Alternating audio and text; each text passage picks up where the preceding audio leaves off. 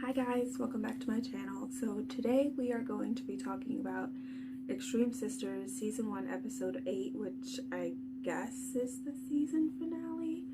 I mean, I've been saying for like the last few episodes, I wonder how many episodes they have this season, but I wasn't expecting 8.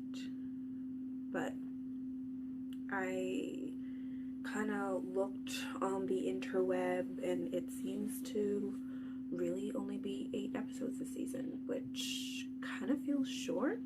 I feel like only a few people got their happily ever after. I think that a couple of the sisters, their stories felt rushed and not resolved. I don't know, I'll jump right into it. But anyway, this one is called Our Happily Ever After. I have recapped other episodes. They will be in the eye, they will be down below, they will be on my TLC show playlist, whatever that playlist is called that I can't ever seem to remember, but it will be on that. Also check out my recent videos. Well, one recent, I did finally film and put up the season finale of Seeking Sister Wife, which that will be down below as well, I think, or not, it's in the playlist. Also, how do I get these hairs? You see them? Like this one never stays, and then these ones, they never stay down. And I'm like, do I gel them down? I feel like I could gel them down, but then it always looks different to my other hair, so I don't really know. I kind of like it, but then I don't know. Anyway, that's a tangent. So who do we have? This one I feel like mostly focused on Patricka and Patrick. They started and ended the show, and I feel like it really centered around them, which I'm glad because they were kind of silent recently, and Jess and Christina, I guess. But let's do Patricka and Patrick. So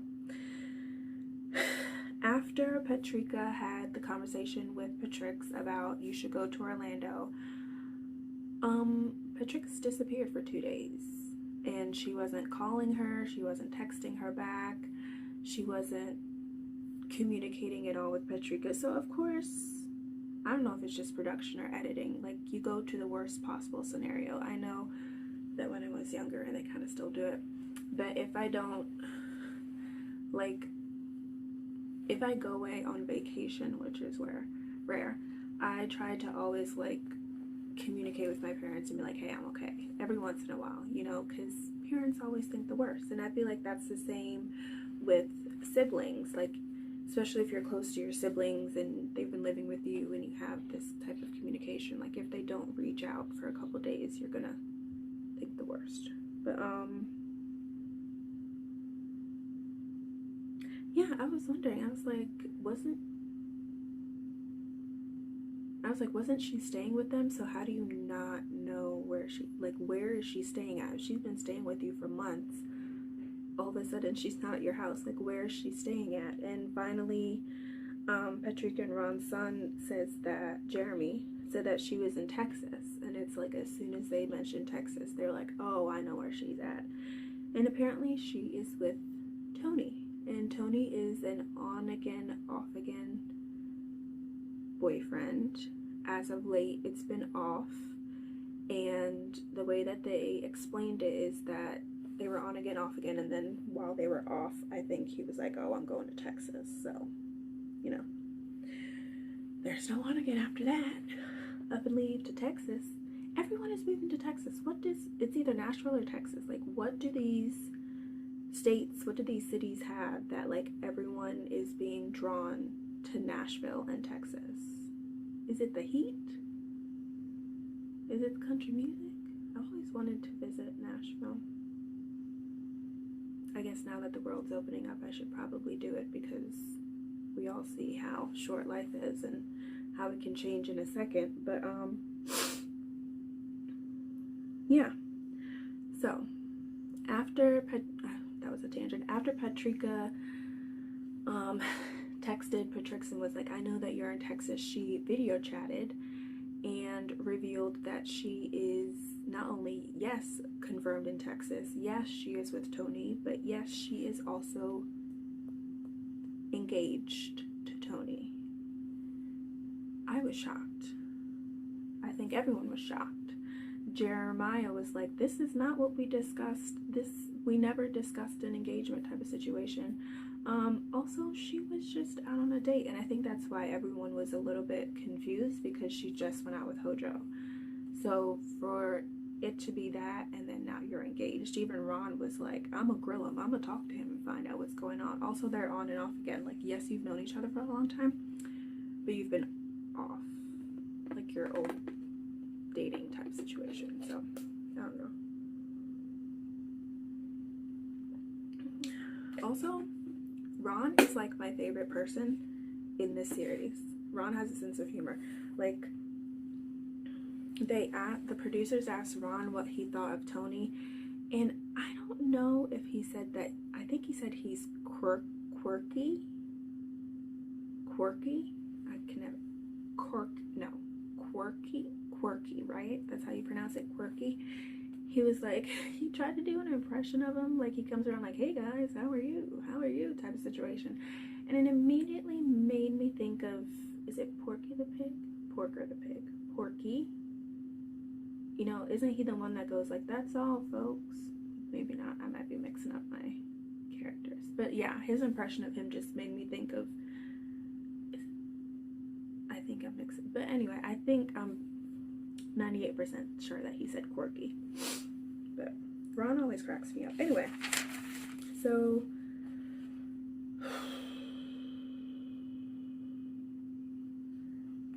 Patricka comes back and she shows off the ring, and I think Patricka is still thinking that it's a little bit fast, but then when you remember that, like, you have history, it kind of changes things. Also, you always hear about, like, people being together and then they break up and then they find each other later in life and, like, they get together quickly. The Notebook immediately came to mind. Such a good movie. I should watch it again. Always makes me cry. It's never too late. I don't think that's what she says, but you know what I'm saying. Such a good scene. They were perfect for that role. Like, I can't see anyone else ever playing Noah and Allie. Another tangent. So, yeah, Patricka was, like, really confused about the timeline, and so Patricka broke it down and pretty much said that after, like, she basically said that Tony had been reaching out a little before her date with Hojo, and afterwards, and after the date just went completely left and horribly, she finally decided to pick up his call, and they talked, and he sent for her, is what she said. And so she went, and I guess they reconnected and got back together and got engaged, and now they are together. And she basically said, Patricka said she didn't want to say anything about what was going on because she didn't want to have to explain anything to anyone. She wanted to go and figure it out for herself and then, you know, speak on the situation. And she also knew that if she had mentioned to Patricka that she was going to Texas, that she would have talked her out of it. So she wanted to live her own life in that moment.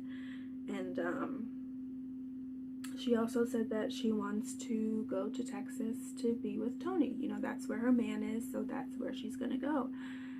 And y'all, the way Patricka was like, Texas.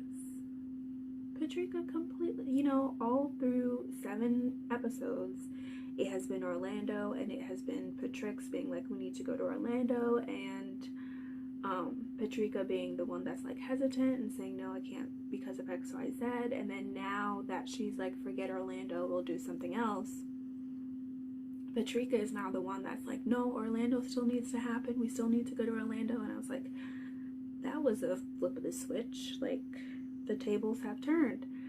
And so now Patricka doesn't want Patricka to move to Texas. She wants her to move to Orlando. And I'm like, what? And then Patricka mentions that she wants to get married in Florida. So then Patricka starts plotting, planning, and is like, well, maybe we can go to Florida temporarily and we can plan your wedding, and then when the men come over and Ron and Tony come to Florida, they can see that we're happy, and then like we can still move to Orlando. So I mean, I get wanting to live in Florida. Let me take that. I don't get wanting to live in Florida. I feel like every time you hear something about Florida, it's always bad. I mean, I know it's like the Sunshine State and everything. Maybe it's the areas of Florida. I don't know. You always hear crazy stories coming out of Florida. But they really want to move to Orlando. Sorry, you guys. But my whole thing is, your plan went awry last time. I don't see how this plan is going to work at all. I mean, how is this going to work? You guys are going to temporarily move to Florida to plan a wedding. Obviously, they going to make you go back home, especially if you have jobs. Yeah, but that's how it ended. Like, it just ended with them saying, oh, we're going to plan a wedding for Orlando, and they're going to end up coming to Florida with us. Sorry. I didn't get it. Like, it just felt so abrupt, the ending. I don't know. Next, we have Jess and Christina. Yikes. So,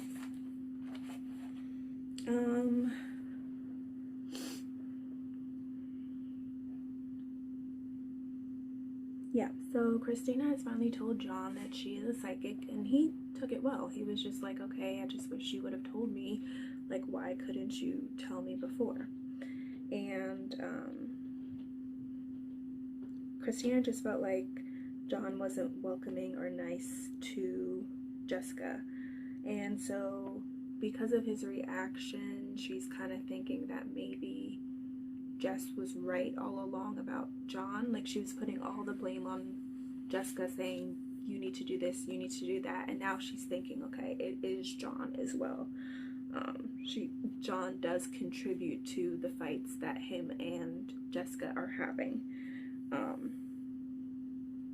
But John kind of came back and was like, we've been fighting. Just because you now reveal that you're psychic doesn't mean that all the other fights just go away.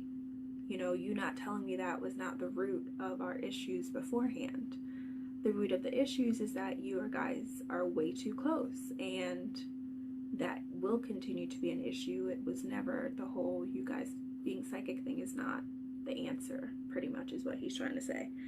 And then Christina reveals that she knows how relationships will end, and she saw like a vision, I think is what she called it, of John in the future, and he's like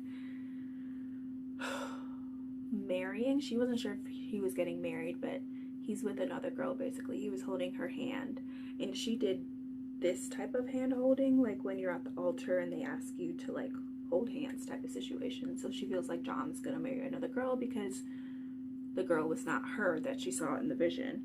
And John did not appreciate that. He's like, I respect the fact that you are a psychic, but you are telling me, I don't know if it's like, it's not necessarily she's saying that he's gonna cheat. She's saying that they're not gonna end up together. And John's like, why are you telling me this? He's like, I'm invested in this relationship. I'm invested in you and me. I want to make this work. And here you are telling me that I'm gonna end up with someone else. And she tried to say, oh, I've never been wrong about these visions. And he's like, well, I understand that, but I think it was coming across as like disrespect. Like, she's self-sabotaging the relationship. Like, if you knew how the relationship was going to end with him ending up with someone, why would you ask him to move in? Why wouldn't you just break up with him? Because obviously you can see that he's not the one for you. So, and I kind of get what he's saying. It's like, you're investing and asking me to move in, but still you see me with someone else. He's like, I love you, I want to be with you, can we just stay in that moment? I don't know, that's confusing. That whole situation is confusing. Like, if you, I think that's from a movie, Departure, with, oh gosh, I can see her face.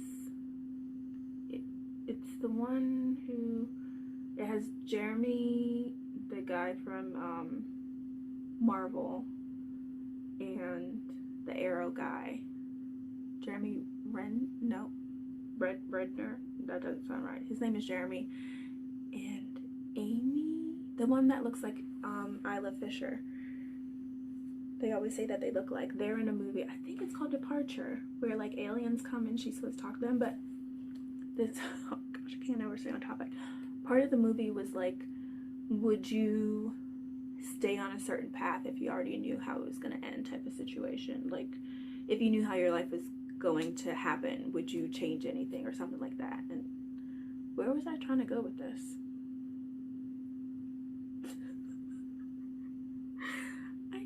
Oh, back to Christina and Jess. It's like, if you already knew the relationship was doomed, and if you already knew that John was going to end up marrying someone else, like, why are you with him? And it's weird because Jess said the same thing, that like Christina's going to break up with John. So obviously they both see that the relationship isn't working out, but it's at different stages that it's not working out. So I'm like, is there anything to this? Are they right in some sort of way? But like I said, I get what John is saying. Like, I'm here now, let's invest in the relationship. So later on, Christina goes, because remember Jess had stormed out. So Christina goes to Jess's house to talk, and Mike is there. That is Jessica's ex-husband. He's there, and he like walks in with a shirt and towel.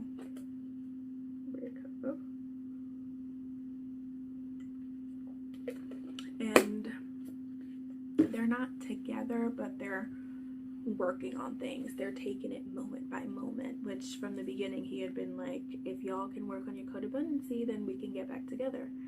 And yeah, so it seems like he wants to get back together if the sisters can figure stuff out, because it doesn't seem like they didn't end on bad terms, they just ended. So yeah. But they both kind of said how they thought that spreading their mom's ashes will bring about like some clarity and bring them closer together, and they felt that in Oregon. And then once they came back to Washington, it just kind of fell by the wayside, and they pretty much ended in a blow up, for lack of a better term.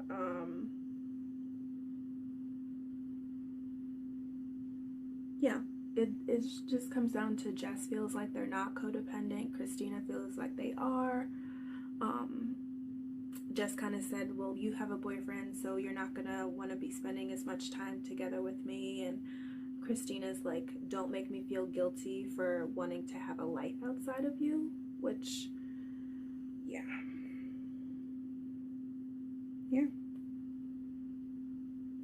They both agree that, like, Jess keeps saying that Christina has changed, and I'm like, what's wrong with that? Like, she has a boyfriend. Sorry, I'm saying like a lot.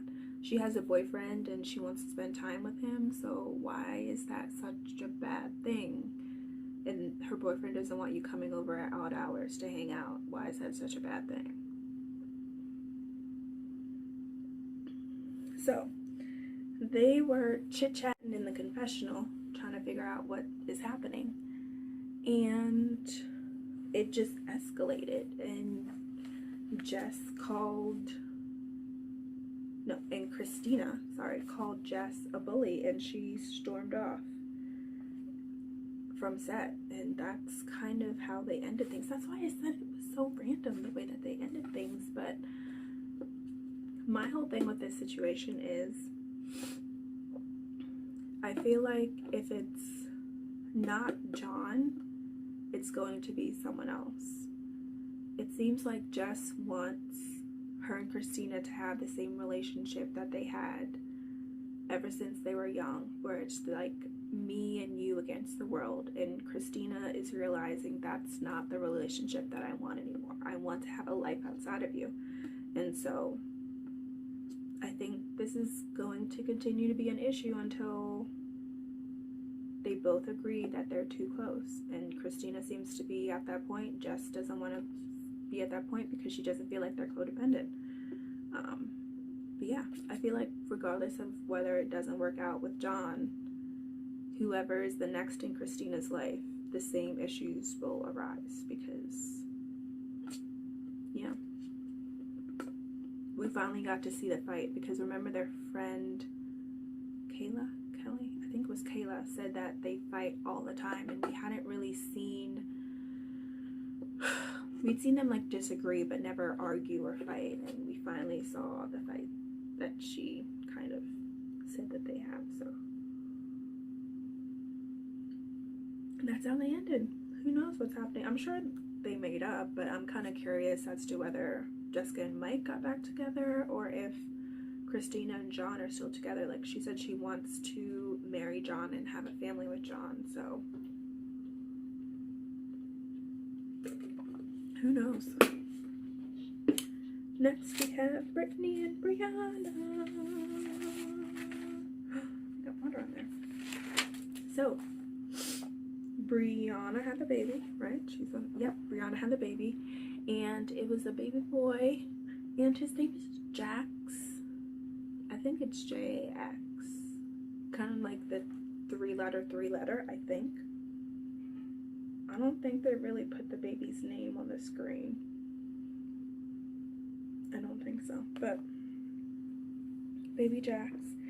And yeah, they finished their closet that they wanted to have, you know, the big closet that all four of them could get dressed in. I know they said that they finished it, but it looked really empty to me. Like it didn't look like it had much clothes in there. But they said something about going shopping. Maybe their clothes is in their other closet. I don't know. I just didn't quite get the point of the big closet because it seems like it's not connected to their rooms, if that makes sense. Like it would make more sense if it was like bedroom, bathroom, closet, bathroom, bedroom type of, like it seems like they have to, I don't know, maybe that's how it is and I didn't see the layout, but it just seems random a little bit. But yeah, they definitely need to go shopping and fill that closet is what I'm trying to say. But yeah, they had the baby and they're going to be raising the babies as twins, as brothers, as siblings. You know, they've been, say,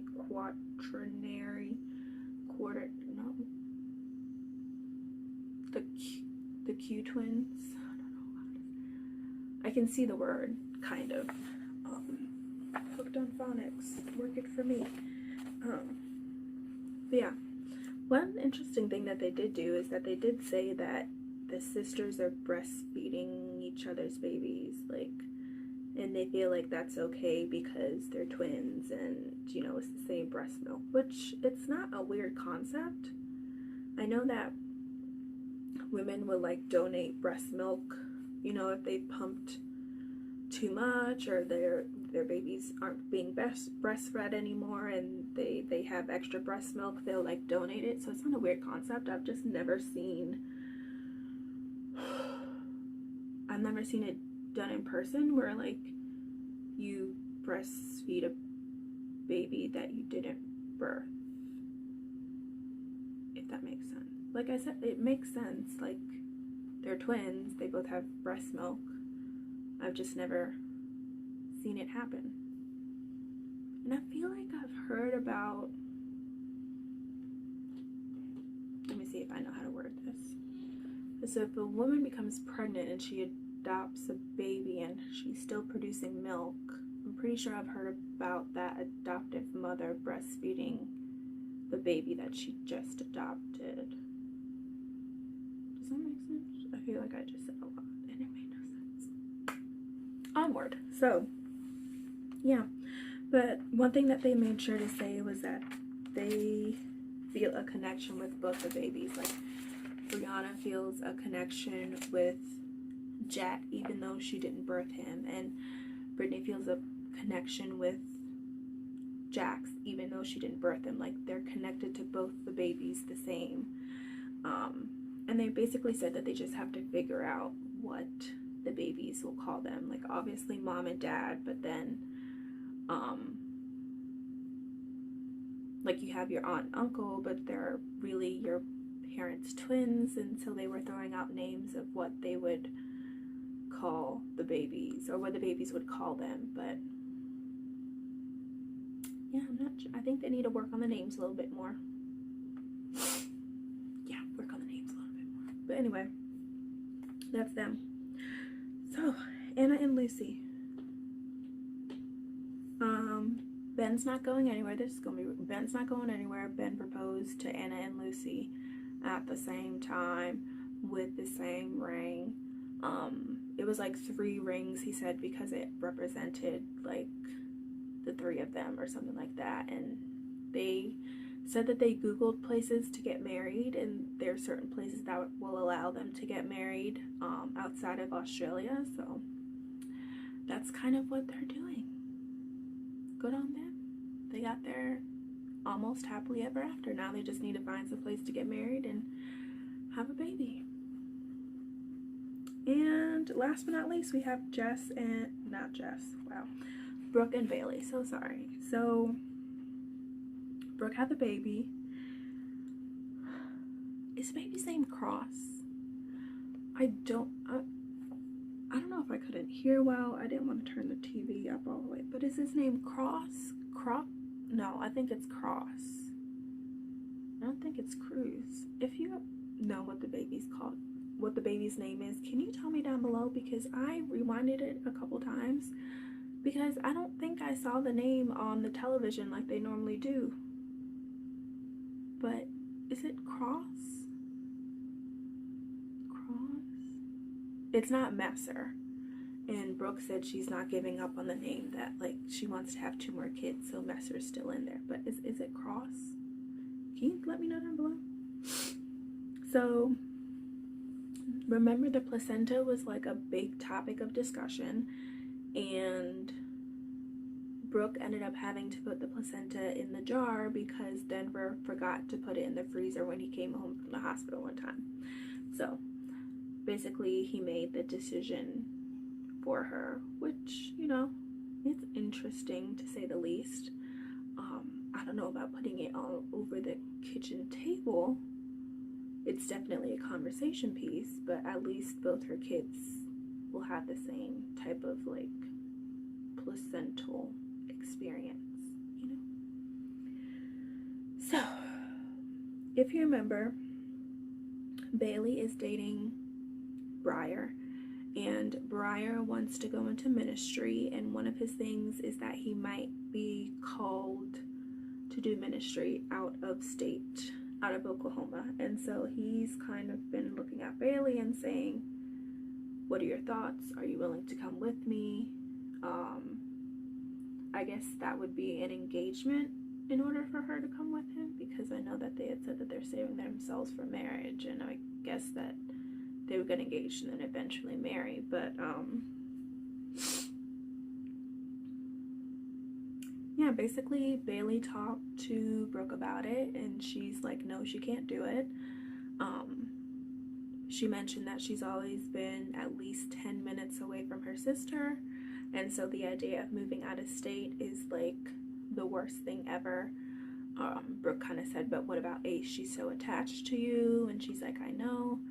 So it doesn't look like things are going to work out with Briar. I don't really see how you recover from that. Like, I guess you could date, but how long is he going to be out of state?